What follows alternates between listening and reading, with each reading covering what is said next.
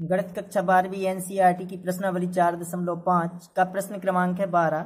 यदि आप व्यू ए बराबर 3, 7, 2, 5 और आप व्यू बी बराबर दिया है 6, 8, 7, 9 तो सत्यापित कीजिए कि ए बी का होल इनवर्स बराबर B inverse into A inverse.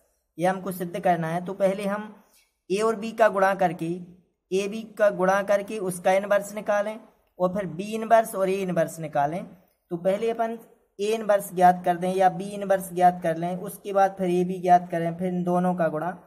तो पहले अपन ए सारणिक ए का मान निकालें। तो सारणिक ए बराबर यहां से हल कर रहे सारणिक ए बराबर तो 3, 7, 2 और 5। अब इसका सारणिक निकाल दें। तो 3 का गुणा 5 में 3, 5 15 ऋण 2 का 7 में 2 7 14 बराबर आ गया है 1। तो चूंकि सारणिक ए बराबर नहीं है काय के 0 के, इसलिए ए इनवर्स का अस्तित्व है। तो इसलिए ए इनवर्स का अस्तित्व है। तब अगर हमको ए इनवर्स पहले ज्ञात कर दें तब एड ज्वाइंट ए निकालना पड़ेगा। तो एड ज्वाइंट ए के लिए ए 11 निकालें, यानी इसके सहखंड। तो ए 11 में क्या होता है, यहाँ 11 का मतलब है ऋण 1 पर 1 धन 1 की घात, 1 धन 1 यानी ऋण 1 पर 1 धन 1 यानी 2 की घात। तो सम संख्या की तब आ जाता है धन। तो यहाँ धन और 11 में देखो किस प्रकार लेती है, यह 11 तो यह और यह छूट जाएगी, यह स्तंभ और यह पंक्ति छूट जाएगी, आ जाएंगे 5। इसी प्रकार ए 12 का मान निकालेंगे जब, तो यह 12 तो यह और यह छूट जाएगी, लेकिन 12 में 1 और 2 3 विषम संख्या यानी ऋण 1 पर 3 की घात, तो आ जाएगा ऋण, और 12 में यह और यह छूट जाएगा, आने आ जाएगा ऋण का 2। यहीं ए 21 का मान में 21 में क्या आएगा ऋण, क्योंकि दूसरी पंक्ति पहला स्तंभ है यहाँ, तो ऋण यानी 2 धन 1 की घात यानी 3 की घात ऋण 1 पर 3 की, तो ऋण आएगा। 21 में देखो क्या करते हैं, यह पंक्ति और यह स्तंभ छूट जाएगा, आ जाएगा 7। यहाँ ए 22 का मान तो 22 तो यह और यह छूट जाएगा, तो 22 में आ जाएगा धन के 3। अब यहाँ एड ज्वाइंट ए निकालें अपन। एड ज्वाइंट ए बराबर होता है ए 11, यहाँ ए 12, यहाँ ए 21। इसमें इस प्रकार लिखते हैं, और यह सहखंडज है इसका ए 22।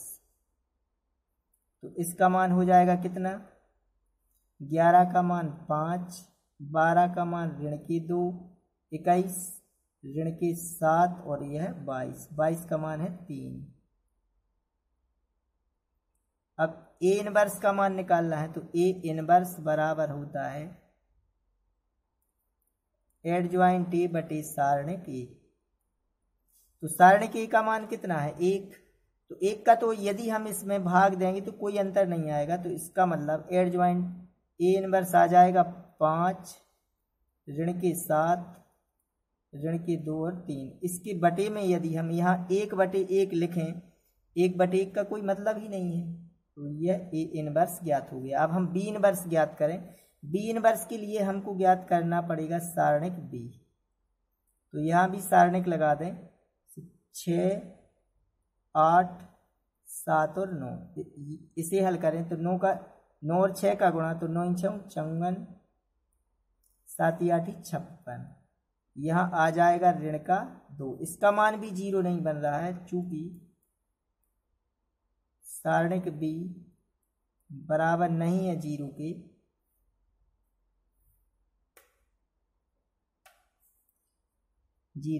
इसलिए बी इनवर्स का अस्तित्व है।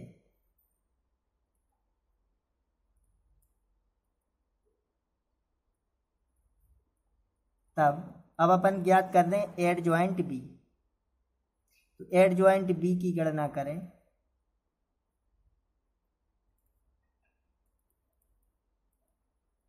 तो किस प्रकार एड ज्वाइंट बी निकालते हैं, कि बी 11 किस प्रकार निकालेंगे, यहाँ से 11 में आएगा धन, तो यह और यह छूट जाएगा, यानी बराबर आ जाएंगे 9। बी 12 में पहले तो ऋण लगा दें। अब 12 में यह और यह छूट जाएगा, यह 12 तो यह और यह छूट जाएगा, ऋण के 7 आ जाएंगे। बी 21, 21 में भी ऋण आएगा क्योंकि 2 और 1 3 विषम संख्या। 21 में यह पंक्ति और स्तंभ छूट जाएगा, आ जाएंगे 8। बी 22, 22 में यह और यह छूट जाएगा, धन के 6। तो एडजॉइंट बी सहखंडज की गणना होगी जब यहाँ होता है कितना, बी 11, 12, यहाँ 21 और यह 22, तो इसका मान आ जाएगा, मान रख दें इसका। 11 का मान कितना आया है 9, 12 का ऋण के 7, 21 का ऋण के 8 और 22 का 6। अब एक बी इनवर्स ज्ञात करना है यदि हमको, तो बी इनवर्स बराबर एडजॉइंट बी बटे सारणिक बी। अब सारणिक बी का मान कितना है, ऋण के 2, तो यह आ जाएगा ऋण के 1 बटे 2, क्योंकि सारणिक बी का मान ऋण के 2 है, तो 1 बटे बी। यहाँ सारणिक बी का मान 1 बटे में रखते हैं लेकिन ऋण का 2 है तो यहाँ रख दिया। और जी 9, ऋण के 8, ऋण के 7 और जी 6। ऋण का भीतर गुणा भी कर सकते हैं। अब बी इनवर्स का मान इतना आ गया। अब बी इनवर्स ज्ञात हो गया, ए इनवर्स ज्ञात हो गया। अब ज्ञात करें पहले हम ए बी, क्योंकि हमको सिद्ध करना है कि ए बी का होल इनवर्स, ए बी का होल इनवर्स, तो पहले ए बी ज्ञात करें। तो ए इंटू बी, तो आप भी ए का मान है 3, 7, 2 और 5 इंटू आप भी बी का मान है 6, 8, 7 और 9।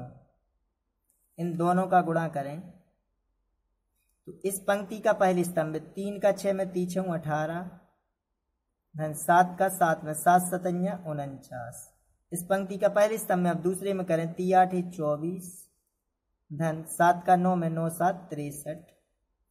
अब इस पंक्ति का पहले स्तंभ में 2 का 6 में 2 6 12, 5 का 7 में 5 7 35, 2 का 8 में 2 8 16, 5 का 9 में 5 9 45।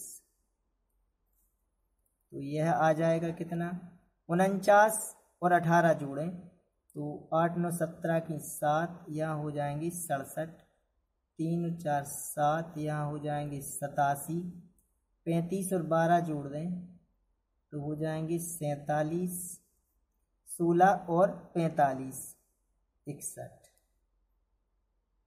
यह ए बी आ गया। अब ए बी का होल इनवर्स निकालने के लिए पहले सारणिक ए बी ज्ञात करें।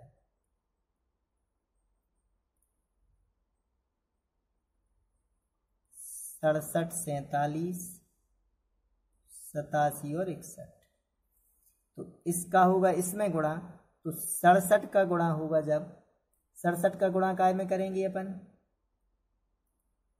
67 का गुणा करेंगे पहले 61 में। तो 67 का गुणा पहले 61 में, उसके बाद ऋण, तो जी 67 गुणित 61 ऋण 47 गुणित 87। तो यह आ जाएगा 4087। इसका गुणा इसका 4089, तो ऋण के आ जाएंगे 2। यह सारणिक ए बी का मान आ गया। अब एड ज्वाइंट ए बी निकालें तो एड ज्वाइंट ए बी, तो ए बी 11 निकालें पहले, ए बी 11। किस प्रकार निकालेंगे ए बी 11, तो ए बी यह है, यह ए बी आया है तो ए बी का 11 निकालें तो 11 में धन, तो यह और यह छूट जाएगा, धन के 61। यहाँ ए बी 12, 12 में आएगा ऋण, 12 में यह और यह छूट जाएंगे तो बचेंगे ऋण के 47 आ जाएंगे। यहाँ ए बी 21, 21 में भी ऋण आएगा तो 21 यह है, तो यह पंक्ति और स्तंभ छूट जाएगा, यहाँ बचेंगे 87। अब ए बी 22, इसका मान 22 का कहाँ से, यहाँ से निकालेंगे तो यह और यह छूट जाएंगे, ये बच जाएंगे 67। तो एड ज्वाइंट ए बी बराबर आ जाएंगे यहाँ 11 12, तो 11 का मान कितना है 61, 12 का मान ऋण के 47, यहाँ 21 का मान ऋण के 87, और 22 का मान है 67। अब ए बी का इनवर्स निकालें। ए बी का होल इनवर्स बराबर हो जाएगा एड ज्वाइंट ए बी बटे ए बी का सारणिक। ए बी का सारणिक का मान आया है ऋण का 2, तो ऋण 1/2। ए बी का मान ऋण का 2 है। यहाँ एड ज्वाइंट ए बी का मान कितना आया है? एड ज्वाइंट ए बी आया है 61, ऋण के 87, ऋण के 47 और 67। यह आ गया है ए बी का होल इनवर्स। इसे हम बना दें समीकरण 1।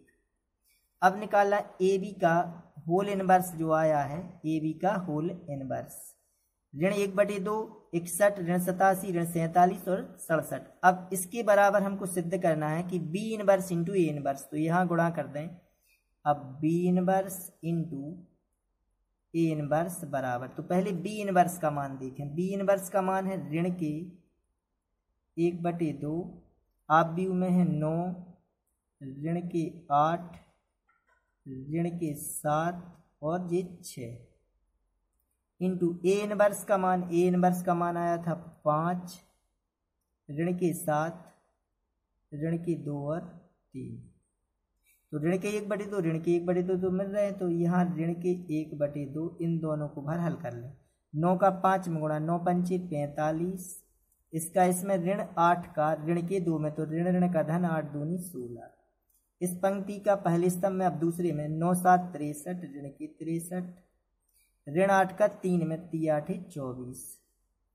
इसका इसमें भी हो गया, इसमें भी गुणा हो गया। अब इस वाली पंक्ति का पहले स्तंभ में ऋण 7 का 5 में, 7 पंचे 35, ऋण बन जाएगा 6 का 2 में, 6 दूनी 12, ऋण 7 का ऋण 7 में, तो ऋण ऋण का धन की 49 और 6 का 3 में, 6 3 18।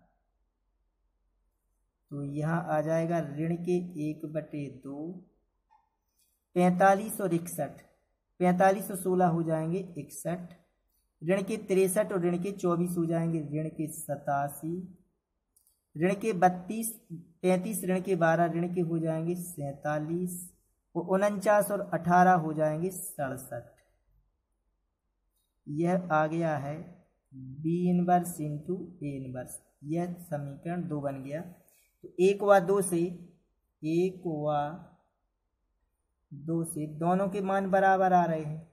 यह ए बी इनवर्स, यह B inverse into A inverse. 1 व 2 से कि ए बी का होल इनवर्स बराबर है B inverse into A inverse की। यह सिद्ध हो गया। यदि आप भी ए बराबर 3 1 ऋण 1 2 है तो दर्शाइए कि ए वर्ग ऋण 5 धन 7i बराबर 0। इसकी सहायता से ए इनवर्स ज्ञात कीजिए। तो किस प्रकार ए इनवर्स ज्ञात करना है? तो पहले तो ए वर्ग ऋण 5 धन 7i बराबर 0 आप भी हमको सिद्ध करना है। तो पहले ए वर्ग निकालें, तो ए वर्ग बराबर हो जाएगा ए इंटू ए। तो आप भी ए का मान 3 1 ऋण 1 2 इंटू, फिर आप भी ए का मान 3 1 ऋण 1 और 2, इन दोनों का गुणा कर दें। तो 3 का 3 में, 3 त्रिका 9 धन 1 का ऋण 1 में, तो यहाँ आ जाएगा ऋण का 1। अब इस पंक्ति का इसमें हो गया, इसमें करें 3 एकम 3 धन 1 का 2 में, तो 2, ऋण 1 का 3 में, तो ऋण के 3, 2 का ऋण 1 में, तो ऋण के 2, ऋण 1 का 1 में, तो ऋण का 1, 2 का 2 में, तो 4। यह अपन ने गुणा कर दिया इसका। यहाँ बच जाएंगे कितनी? यहाँ 1 घट जाएगा तो 8, यहाँ 5, यहाँ ऋण के 5, यहाँ धन के 3। यह ए वर्ग का मान आ गया। अब इसे हल करें पहले तो कि ए वर्ग, चूंकि ए वर्ग ऋण 5 धन 7i बराबर, इसे हमको सिद्ध करना है। तो ए वर्ग का मान रख दें पहले 8 5 ऋण 5 3 ऋण 5। अब आप भी ए का मान रखें। आप भी ए का मान है 3 1 ऋण 1 और 2 धन 7 आई का मान है कितना, आई का मान होगा 2 गुणित 2 का एक तत्सम काव्य, तो 1 0 0 1। अब इसे हल करें तो 8 5 ऋण 5 3 ऋण, पहले 5 का गुणा कर दें, 5 3 15, 5 एकम 5, 5 एकम 5 और 5 दूनी 10। चिन्ह का गुणा नहीं किया, सिर्फ ऋण 5 का गुणा। यहाँ 7 का गुणा करें, 7 एकम 7 0 0 7 एकम 7। अब इन पूरों को हल कर दें। यहाँ जी है 8 ऋण, यह 15 धन जी 7। अब दूसरा अवयव जोड़ें, 5 ऋण 5 धन 0। अब यह जोड़ें ऋण 5, अब ऋण और ऋण, ऋण ऋण का धन के 5 और धन 0। अब 3 3 ऋण 10 और धन 7। तो यहाँ कितना आ जाएगा, 15 ऋण 15 0, 5 ऋण 5 0, ऋण 5 धन 5 0, यहाँ 10 ऋण 10 0। यह आ गया शून्य आव्यूह, बराबर हो जाएगा शून्य आव्यूह। यह सिद्ध हो गया।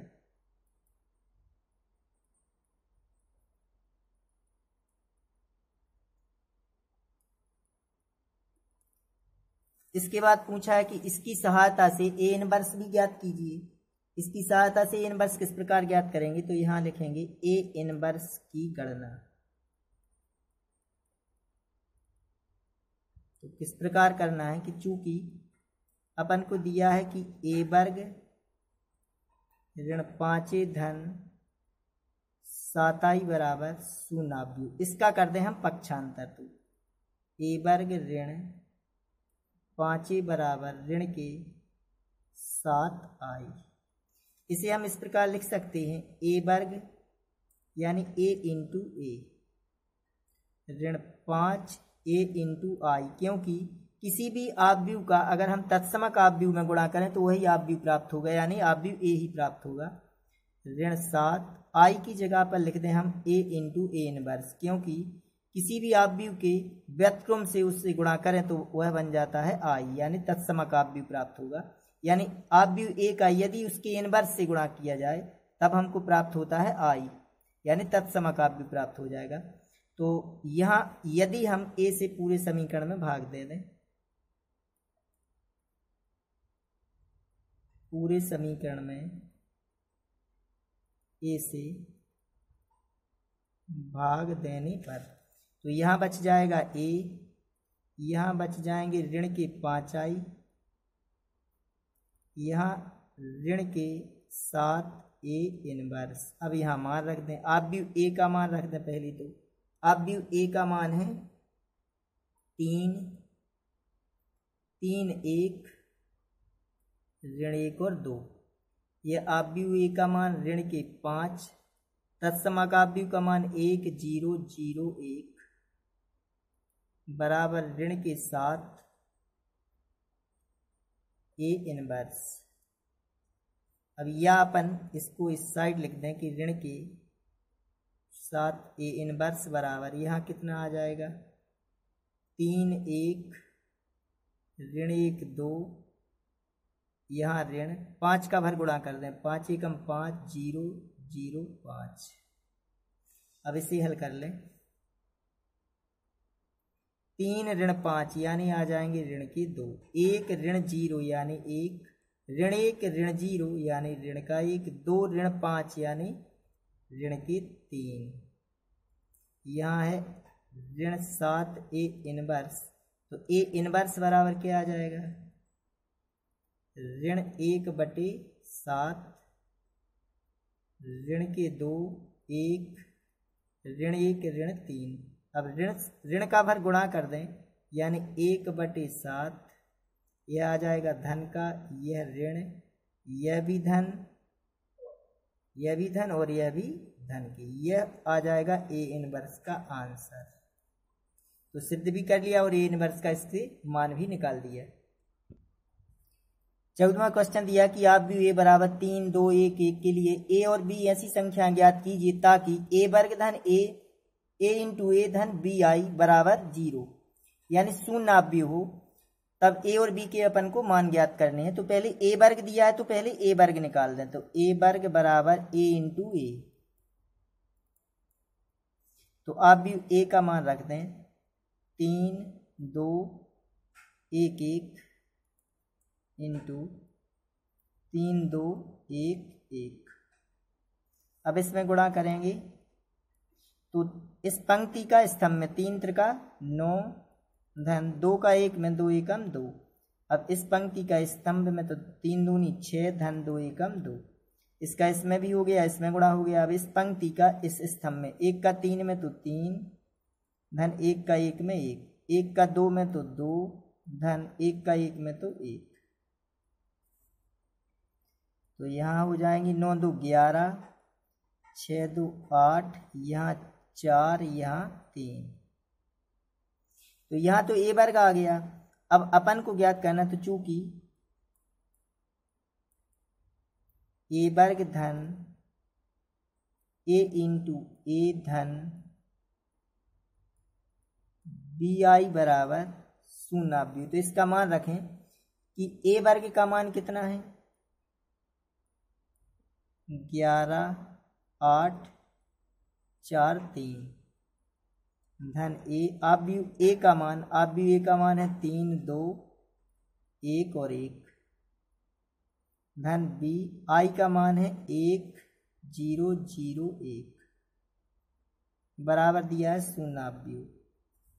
तो इसे और हल कर दें कि 11 8 4 3, ए का इसमें गुणा करेंगे तो 3 ए 2 ए और ए, बी का गुणा करेंगे तो बी 0 0 और बी। तो यहाँ से जोड़ दें यदि हम, तो 11 धन के 3 ए धन का बी।